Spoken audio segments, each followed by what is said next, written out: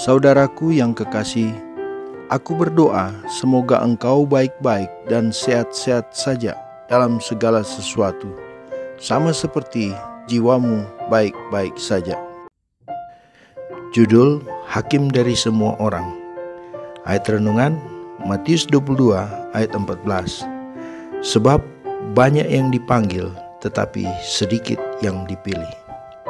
Saudaraku, ketika tuan rumah pergi ke pasar dan menemukan orang-orang yang tidak bekerja, dia berkata, "Mengapa kamu berdiri di sini, menganggur sepanjang hari?"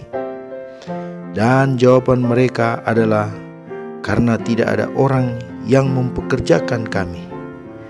Tak satu pun dari mereka yang dipanggil pada sore hari ada di sana pada pagi harinya. Mereka tidak menolak panggilan itu. Mereka yang menolak dan kemudian bertobat. Tindakan yang baik untuk bertobat, tetapi tidak aman untuk meremehkan panggilan belas kasihan yang pertama. Saudaraku, Tuhan menuntut agar api kudus digunakan dalam pelayanannya. Kita harus menyampaikan pekabaran dari pemilik rumah ilahi kepada sesama manusia. Ini akan mengesankan hati. Di bagian manapun setiap orang bekerja di kebun anggur Tuhan, mereka perlu memeriksa hati mereka sendiri dengan seksama. Jika mereka cenderung meninggikan diri sendiri dan merendahkan orang lain, hati mereka perlu diubah, sampai mereka tidak lagi menempatkan penilaian mereka sendiri atas pekerjaan mereka dan pekerjaan orang lain. Kita membutuhkan roh kasih dan ketergantungan sejati kepada Tuhan. Ketika kita memiliki keyakinan mutlak kepada Dia yang adalah kebenaran, kita akan menyadari bahwa kekhawatiran dan kecemasan tidak diperlukan.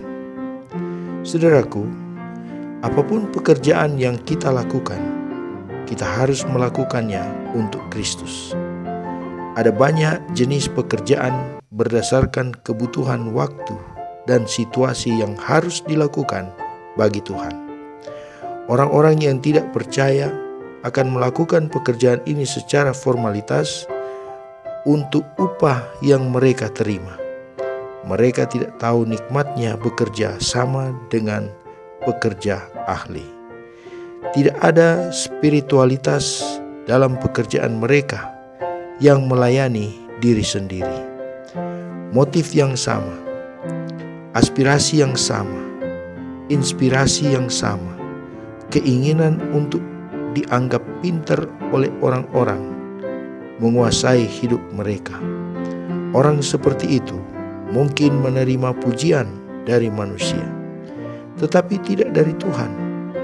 Mereka yang benar-benar dipersatukan dengan Kristus tidak bekerja untuk upah mereka sendiri. Dengan bekerja sama Tuhan, mereka tidak berusaha untuk meninggikan diri sendiri. Saudaraku, pada hari besar terakhir, keputusan-keputusan akan dibuat yang akan menjadi kejutan bagi orang banyak. Penilaian manusia tidak akan mendapat tempat dalam keputusan tersebut. Kristus dapat dan akan mengadili setiap kasus, karena semua penghakiman telah diserahkan kepadanya oleh Bapa. Dia akan menaksir nilai dari setiap pelayanan yang tidak tampak pada pandangan manusia. Hal-hal yang paling rahasia terbuka bagi matanya yang melihat segala sesuatu. Ketika hakim dari semua orang melakukan penyelidikannya, banyak dari mereka yang ditempatkan manusia di posisi pertama dan ditempatkan di posisi terakhir. Dan mereka yang telah ditempatkan di tempat terendah oleh manusia akan dikeluarkan dari barisan dan dijadikan yang pertama. Review and Herald 31 Juli 1900. Saudaraku, renungkan lebih dalam.